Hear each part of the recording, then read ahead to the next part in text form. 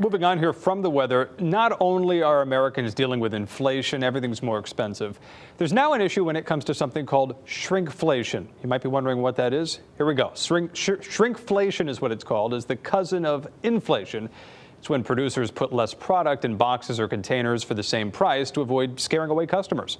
Take Chobani, for example, yogurt. Consumers have noticed less product in their personal yogurt cup. And as you see on your screen, the ounces per container seem to be down. Inflation is increasing and shrinkflation increasing while also decreasing. And it's not just happening at grocery stores, it's happening at restaurants as well. So if you feel like you've been getting less product in your packaging but paying the same amount, you are not the only one. You are not alone. You're also not incorrect. The Federal Reserve meeting today to talk about inflation, among other things. They plan to raise rates as soon as March in an attempt to try and cool this inflation we're seeing. With high inflation squeezing consumers and businesses and unemployment falling steadily, the Fed also said that it would have to phase out its monthly bond purchases. A lot to go over. For more on that, we're joined by Heath Grossman from Johnson Brunetti. Heath, thanks for joining us. Thank you for having me, Ben. All right, so what was today's meeting about with Jay Powell and the Fed, and what do these announcements from the Fed mean? Well, sure. The Fed did not announce, exactly if they're going to raise rates, but I think that they're signaling that they're going to raise rates. And exactly like what you said, the idea behind that is that it's going to cool some of the inflation that we've seen without weakening the economy too much. It was interesting. You saw the market open today. There was a bit of a rebound. Market was up, I think, 400 points, 500 points at its max. And then following that meeting, things pretty much really changed course and tanked. Why was that?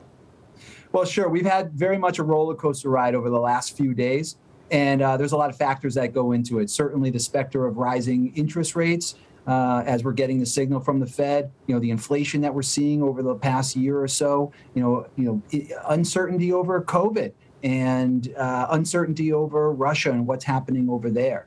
So there's the market does not like uncertainty. So, that's why we've had that little bit of a roller coaster ride of late. All right, so people might not be into watching the stock market. I personally am. I think it's interesting. But a lot of people out there have retirement accounts. They have investment accounts trying to save money for maybe a big purchase. If they're looking at their accounts and they're looking at this roller coaster ride on Wall Street, they see the markets up and down, left and right. What's your advice for those people opening up their 401ks right now and seeing that they've lost a significant amount? Well, I think the biggest piece of advice is to not panic, right? Hopefully, if you've undergone a broader financial plan, right, this is something that you've accounted for to a certain degree. Like planning is all about hoping for the best, but preparing for contingencies, preparing for curveballs. And when we talk about retirement planning, retirement income planning, right, that's one of the major curveballs that we would include in a retirement income plan is inflation. So, most people, hopefully, if you're working with a very competent, holistic financial advisor, you've undergone that plan and you're taking that into account. But it also brings to mind, for everybody, really, maybe it's a good time to reassess that plan, or if you haven't undergone that plan, to start to engage in that planning conversation.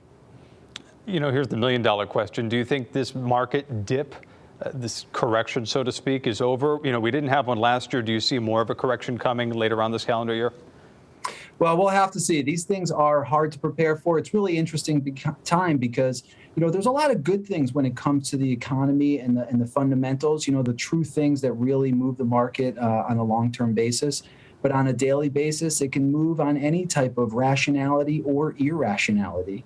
And certainly the specter of rising interest rates is causing a little bit of an uncertainty. But if you do look historically in other rate hike environments, during that and after that, the market has performed well. So, we have to remember history to a certain degree. But in the same respect, people that are close to retirement or maybe already retired now should not be taking on too much risk than they can afford to take. So reassessing that is always a good idea.